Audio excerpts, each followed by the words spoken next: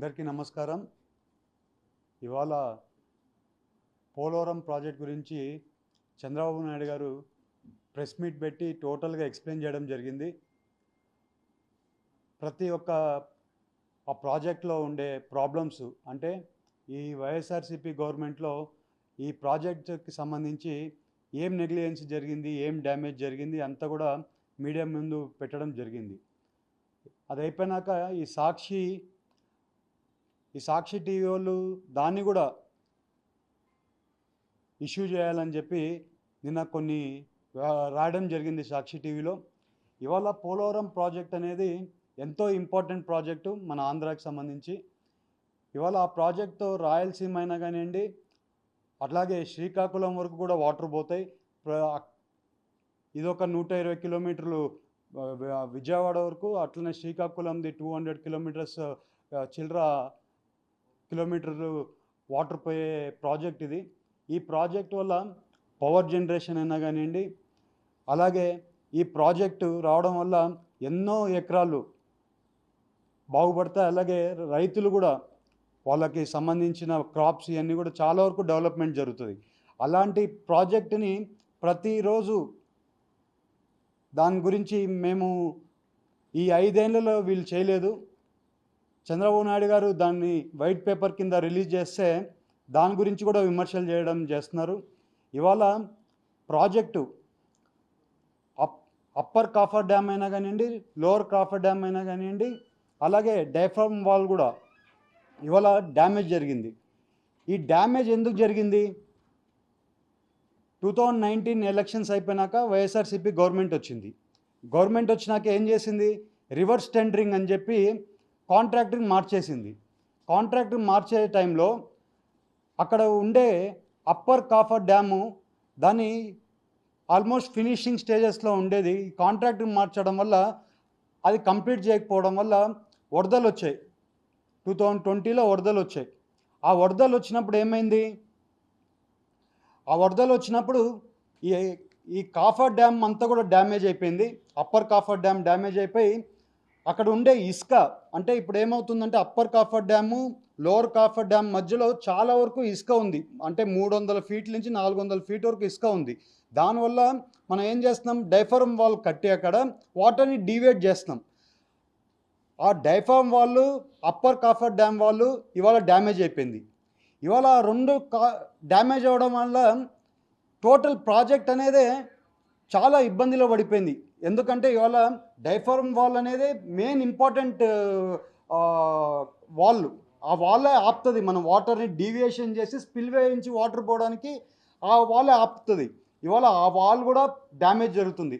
ఇవాళ ప్రాజెక్టు ఎలా ఉందంటే అప్పర్ కాఫర్ డ్యాము ఇవాళ వరదలు వస్తే అప్పర్ కాఫర్ డ్యామ్లో కూడా వాటర్ ఆపితే ఆ అప్పర్ కాఫర్ డ్యామ్ కాకుండా వాటర్ కింద నుంచి వస్తుంది. అంటే ఈ డ్యామ్ ఇది ఉందనుకోండి, డ్యామ్ కింద నుంచి వాటర్ వస్తుంది. మనం ఈ అప్పర్ కాఫర్ డ్యామ్ ఎందుకు కట్టాము? ఈ డైఫ్రమ్ వాల్ కట్టడానికి కాఫర్ డ్యామ్ కట్టాం. ఈ వాల్ ఇప్పుడు ఈ వాటర్ ఆపాల్సిన వాల్ వాటర్ ఆపడం లేదు. ఇప్పుడు ఆ వాటర్ కూడా కిందికించి వస్తుంది. ఇప్పుడు ఇది 2 సీజన్లు పడుతుందా, 3 సీజన్లు పడుతుందా? టెక్నికల్గా ఇంకా మాకు డేటా రావాల్సింది ఉంది. అలాగే ఫారిన్ ఎక్స్పోర్ట్స్ వచ్చి దాని గురించి రిపోర్ట్ ఇప్పుడు ఇవాళ యుఎస్ నుంచి అయినా కానివ్వండి, అలాగే కెనడా నుంచి ఎక్స్పోర్ట్స్ వస్తున్నారు. ఈ 10-15 రోజుల్లో వాళ్ళు వచ్చి వాళ్ళ రిపోర్టు అసలు కాఫర్ డ్యామ్ ఎక్కడ దెబ్బతినింది, అలాగే డైఫ్రమ్ వాళ్ళు ఎక్కడ దెబ్బతినింది. ఎందుకంటే డైఫ్రమ్ వాళ్ళు లోపల దెబ్బతినింది, పైన టోటల్ కొట్టుకొని పోయింది ఒకటి, లోపల కూడా కింద కూడా దానికి డ్యామేజ్ జరిగింది. ఇవాళ ఈ డ్యామేజ్ ఎక్కడ జరిగింది ఏంటి దాని గురించి రిపోర్ట్ వస్తుంది. ఆ రిపోర్ట్ వచ్చినాక మనం ఏం చేయగలుగుతాము, టెక్నికల్గా ఈ ప్రాజెక్ట్ ఎట్లా ముందుకు తీసుకొని వెళ్తాం అనేది ఇంకా క్లారిటీ రావాల్సింది ఉంది. ఈ 5 ఏళ్లలో మీడియానైనా కానివ్వండి, అలాగే అప్పుడు ఉండే సీఎం అయినా కానివ్వండి జగన్, అలాగే అప్పుడుండే మినిస్టర్ అయినా కానివ్వండి, ఎవరిని కూడా ప్రాజెక్టులకి అలో చేయలేదు. ఎందుకు అలో చేయలేదని అడుగుతున్నాం మేము. ఆ ప్రాజెక్టులకి మీరు అలో చేయాల్సింది కదా, మీడియాని లేకుంటే అపోజిషన్ వాళ్ళని అందరిని అలో చేసింటే అసలు ఏం జరిగిందో ఏమో మాకు అర్థమయ్యేది. మమ్మల్ని అందరినీ దాన్ని మబ్బులో పెట్టి ఇవాళ సాక్షి న్యూస్ పేపరు ఎలా పడితే అలా రాస్తున్నారు. ఒకటి గుర్తుపెట్టుకోవాలి, ఈ 5 ఏళ్లలో మీ ప్రాజెక్ట్ ఎందుకు ఓన్లీ 3.7% ప్రాజెక్ట్ ఎందుకు జరిగింది? మేము 72% ప్రాజెక్ట్ కంప్లీట్ చేస్తే బ్యాలెన్స్ ప్రాజెక్ట్ ఎందుకు మీరు కంప్లీట్ చేయలేకపోయారు? అది చెప్పరు. కరప్షన్ జరిగింది అంటున్నారు. కరప్షన్ ఎట్లా జరుగుతుందండి? చంద్రబాబు నాయుడు గారు వచ్చినప్పుడు 2014 కల్లా వచ్చేటప్పటికల్లా అక్కడ ట్రాన్స్ట్రాయ్ అనే కంపెనీకి అప్పుడే వర్క్ ఇచ్చున్నారు. ఆ వర్క్ ఇచ్చినాక ఆ కాంట్రాక్టరు స్లోగా పనిచేస్తుంటే ఆ కాంట్రాక్టర్ని మార్చి, అది కూడా సెంట్రల్ గవర్నమెంట్ పర్మిషన్ తీసుకుంది. అది అయిపోయినాక అదే క్యాబినెట్లో డిస్కషన్ చేసి, పీపీఎల్లో కూడా డిస్కషన్ చేసి 60C కింద ఆ ప్రాజెక్టు నవయుగ వాళ్ళకి ఇవ్వడం జరిగింది. అది అయిపోయినాక ప్రాజెక్టు బాగా స్పీడ్గా జరిగి అప్పర్ కాపర్ డ్యామ్ అయినా కానివ్వండి, డైఫామ్ వాల్ అయినా కానివ్వండి, లోవర్ డ్యామ్ అయినా కానివ్వండి, ఆల్మోస్ట్ కంప్లీట్ అయిపోయింది. ఇంకొక 1 year 2 years కంటిన్యూగా పనిచేసి నింటే వర్క్ అయిపోయింది ఇప్పటికెల్లా. అది కాకుండా ఏం చేశారు? రివర్స్ టెండరింగ్ పెట్టి కాంట్రాక్టర్ మార్చడం వల్ల ఆ 1 year నెగ్లిజెన్సీ జరిగిపోయింది ప్రాజెక్ట్ మీద. ఆ నెగ్లిజెన్సీ మీరు చేయడం వల్ల జరిగింది. మీరు ఆ కాంట్రాక్టర్ని ఎందుకు మార్చారు? మీకు ఆ కాంట్రాక్టర్ ఎందుకు మార్చాల్సింది వచ్చింది? నవయుగ వాళ్ళు ఆ ప్రాజెక్ట్ని 72% కంప్లీట్ చేసినప్పుడు అదే కాంట్రాక్టర్ని ఎందుకు కంటిన్యూ చేయలేదు మీరు? అంటే ఈ కొత్త కాంట్రాక్ట్కి ఇచ్చి వాళ్ళ దగ్గర నుంచి ఏమైనా కమిషన్ మీరు తీసుకున్నారు, మీరు చెప్పాలి. ఇప్పుడు మేము ఇన్వెస్టిగేషన్ వేస్తాం కదా, మీరు చెప్పాలి. అది వాళ్ళు ఇవాళ కొత్త కాంట్రాక్టర్ ఇచ్చారు కదా, ఆ కొత్త కాంట్రాక్టర్ ఎందుకు ఓన్లీ 3%, 3.5% కంప్లీట్ చేశారు? మరి మేమున్నప్పుడు 72% నవయుగ వాళ్ళు కంప్లీట్ చేశాం, మీరు చేయలేదు కదా. మీకు అసలు మాట్లాడడానికి ఎక్కడి నుంచి మీకు స్కోప్ వస్తుంది? మాకు ఇవాళ మేము చెప్పేది ఏంటంటే, ఇవాళ ప్రాజెక్టు చాలా ఇబ్బందిలో ఉంది. చంద్రబాబు నాయుడు గారు ప్రమాణ స్వీకారం అయిపోయిన తక్షణమే ఫస్ట్ పోలవరం ప్రాజెక్ట్కి ఎందుకు వచ్చారంటే, ఎట్టు పరిస్థితి ఏం జరిగింది అసలు ప్రాజెక్టు అని తెలుసుకుంది. దాని గురించి ప్రజలకి అందరికీ తెలవాలని చెప్పి మొన్న ప్రెస్ మీట్ పెట్టి ప్రజలకి తెలుపుతుంటే మీరు చేయలేదు కానీ మా మీద విమర్శలు చేయడం, బురద జల్లడం, ఈ కార్యక్రమాలు చేస్తున్నారు. గుర్తుపెట్టుకోవాలి, సాక్షి టీవీ వాళ్ళు కూడా ఎక్కడ కానీ కొంచెం కూడా నెగిటివ్గా రాయొద్దండి. ఎందుకంటే ప్రాజెక్ట్ కట్టాలని మేము అనుకుంటున్నాం, మీరు ప్రాజెక్ట్ కట్టలేదు. వైఎస్ఆర్సీపీ గవర్నమెంట్ ప్రాజెక్ట్ కట్టలేదు. మేము కట్టాలని మేము అందరం కూడా కృషి చేస్తున్నాం. ఇక్కడ అందరం కూడా దానికి ఫండ్స్ తీసుకొని ఎట్లా రావాలి, ఎలా కట్టాలి, టెక్నికల్గా ఎలా ముందుకు పోవాలో వర్కౌట్ చేస్తున్నాం. మీరు ఎక్కడ కానీ మీరు చేసే విషయాలలో ఎక్కడ కానీ నిజాలు లేవు. నిజాలన్నీ కూడా జనాలకు తెలుసు.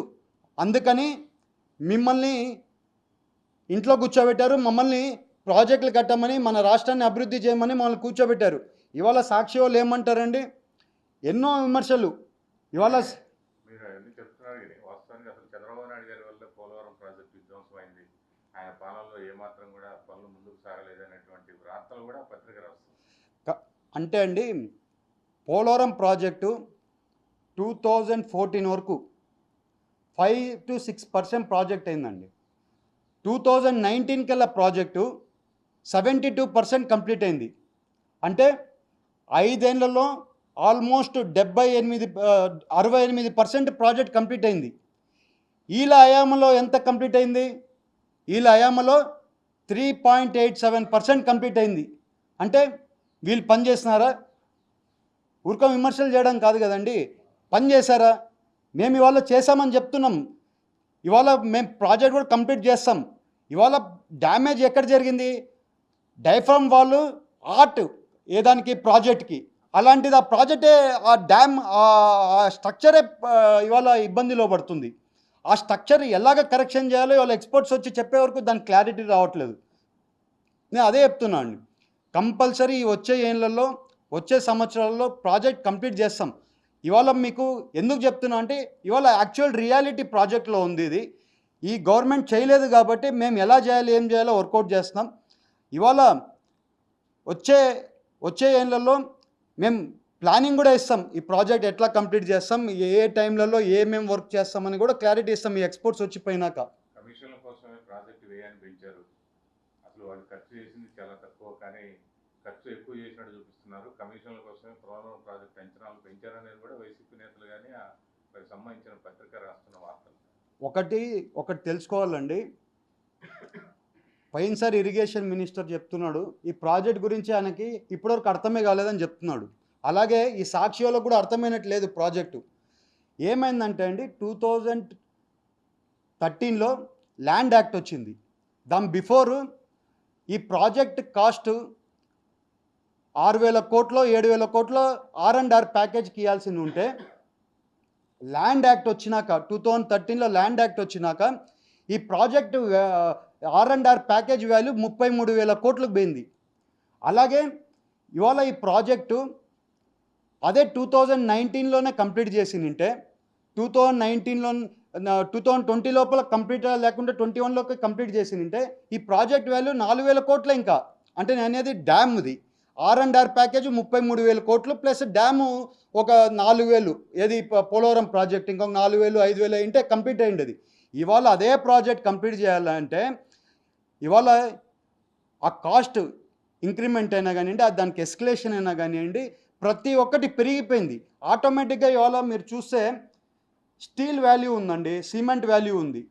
ఇవాళ సిమెంట్ వాల్యూ 2019లో మీరు అనుకోండి బ్యాగ్కి 280 రూపాయలు ఉండింటుంది. ఒక బ్యాగ్ 280 రూపాయలు ఉండింటుంది.